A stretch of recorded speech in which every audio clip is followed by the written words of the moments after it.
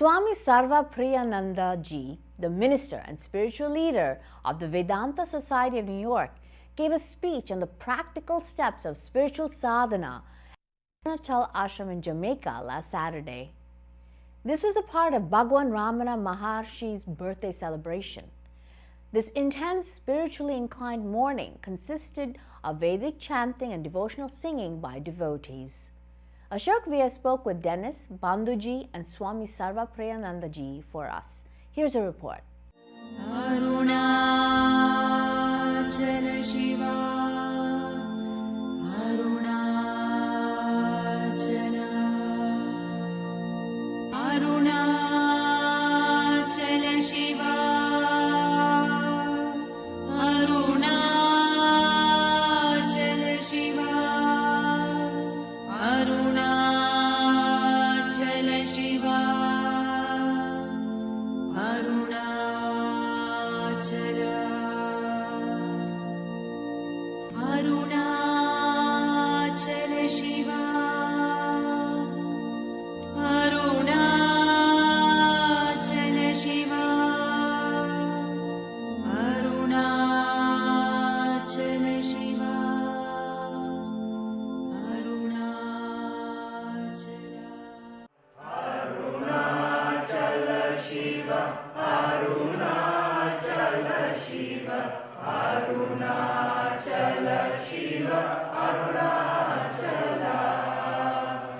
Some of you remember 6 years ago on January 14th, when we inaugurated this shrine, we had the good fortune of having the Reverend Swami Tathagatananda Maharaj come for that day and give us a little talk.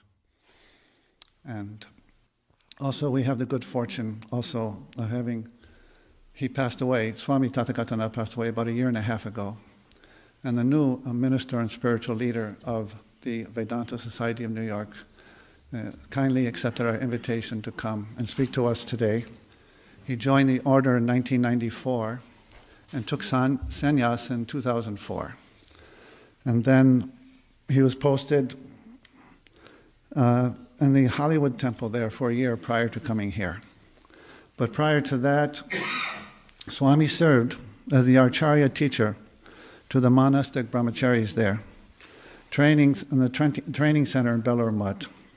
He has served the Ramakrishna Mutt in mission in various capacities, including being vice principal of the Degar Vidyapit Higher Secondary School and the principal of the Shikashana Mandira Teacher Education College at Belur Mutt, and the first registrar of the Vivekananda University at Belur Mutt. He has kindly accepted our invitation to address us on the practical methods of understanding and experiencing true spiritual fulfillment. So I'd like to welcome Swamiji. Celebrating Ramana Jayanti.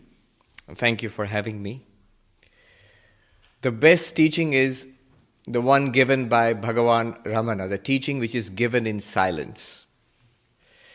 Shankaracharya says in his Dakshinamurti Stotram, Gurostu maunam vyakhyanam, shishyastu chinna samshaya.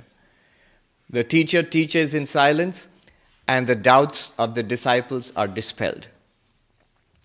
That is the best teaching, and that's the preferred method which Ramana Maharshi used to transmit enlightenment. But since I am here, and if I stand in silence for 1 hour,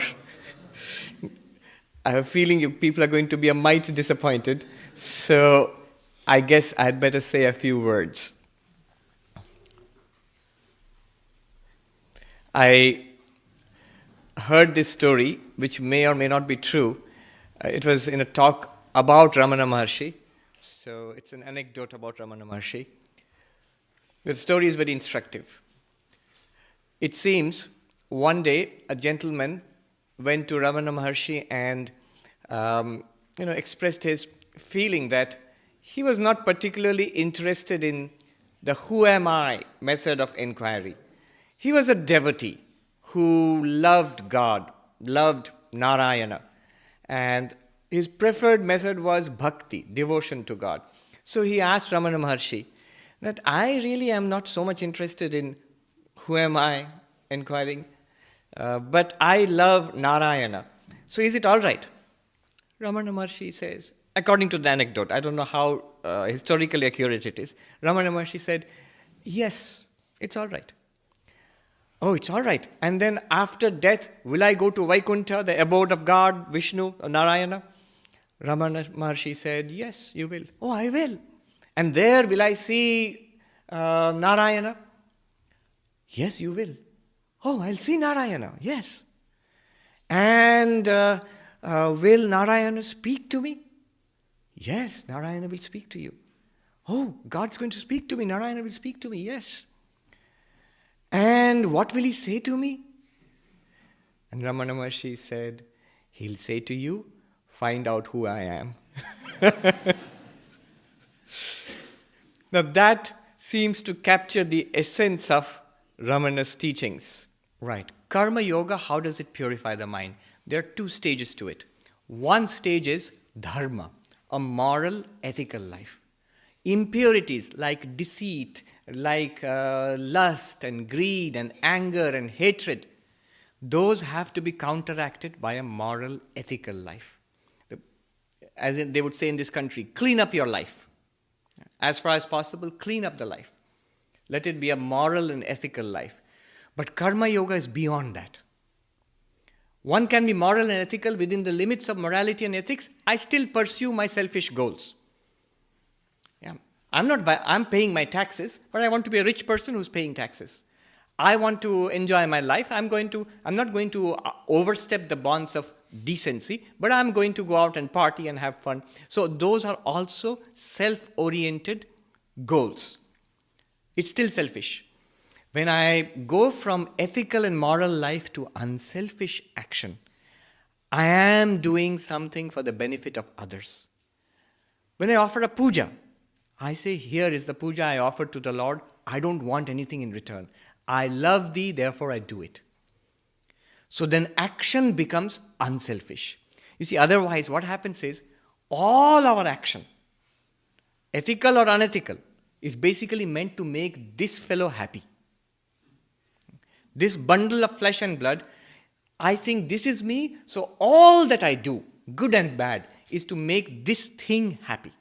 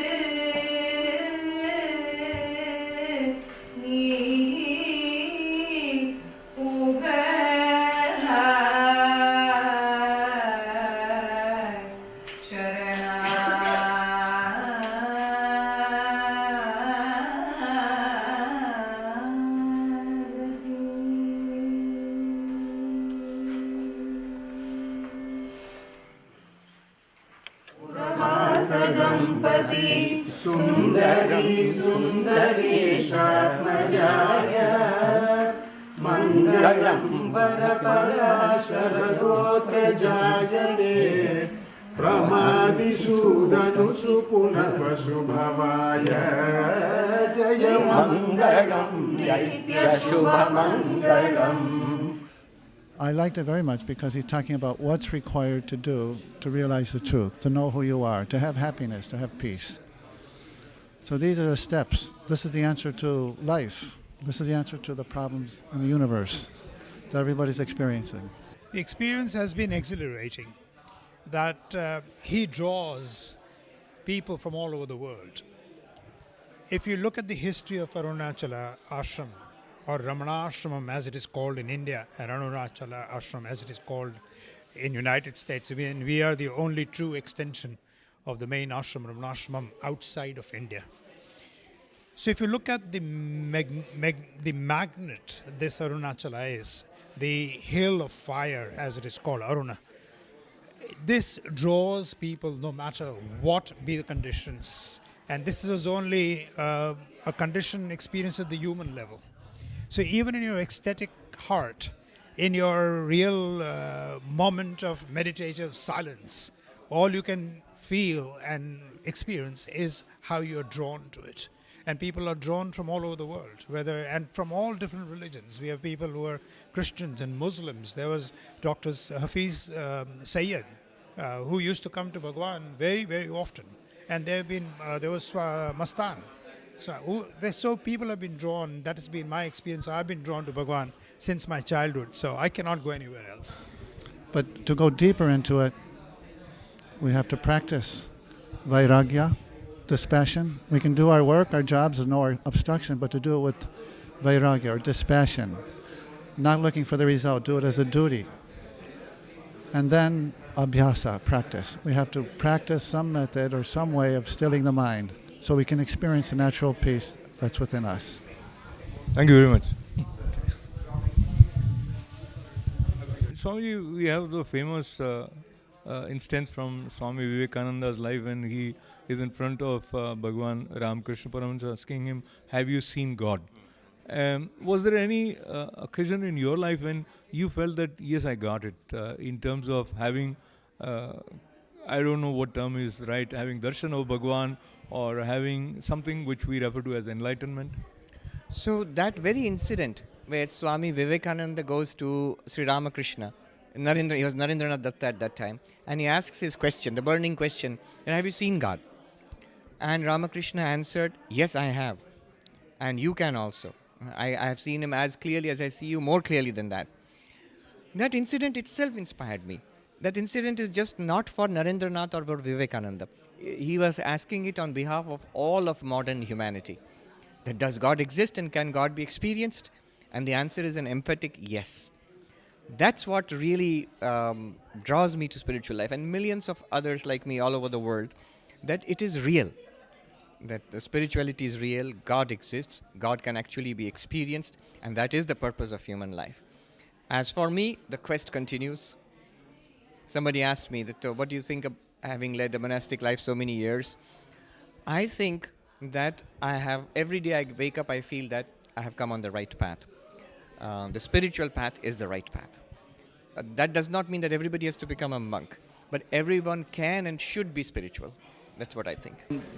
His teachings are so subtle that it's difficult to keep your mind outside and still be going within, right? And he's basically specified that as well.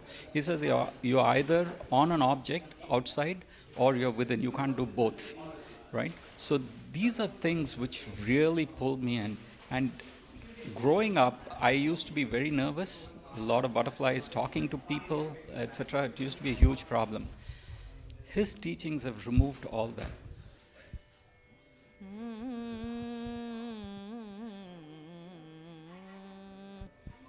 Vishweshwar दर्शन कर चल मन तुम काशी विश्वेश्वर दर्शन कर चल मन तुम काशी विश्वेश्वर दर्शन कर चलो मन तुम काशी विश्वेश्वर दर्शन कर